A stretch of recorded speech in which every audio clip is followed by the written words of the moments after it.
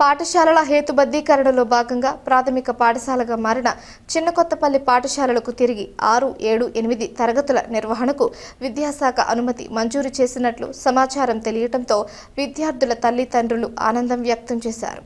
అదే కాకుండా అదనపు తరగతులు పెరగడంతో 2 అదనపు టీచర్లు పాఠశాలకు రానున్నారు. విద్యార్థుల సంఖ్య అనుకున్న స్థాయి కన్నా ఎక్కువగా పెరిగితే అదనంగా మరొక 2 వచ్చే అవకాశం ఉంది. గత ఏడాది పాఠశాల హోదా మార్పుతో విద్యార్థులు తల్లిదండ్రులు తీవ్ర ఆందోళనకు గురయ్యారు.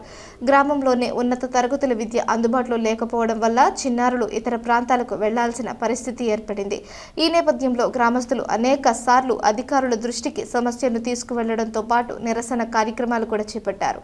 దగ్గరుండి పర్యవేక్షించిన ఎమ్మెల్సీ ఇన్ఛార్జ్ ఈ అంశాన్ని ప్రజాప్రతినిధుల స్థాయిలో ముందుకు తీసుకువెళ్లడంలో ఎమ్మెల్సీ రామ్ గోపాల్ రెడ్డి విశేషంగా కృషి చేసినట్లు తెలుస్తోంది.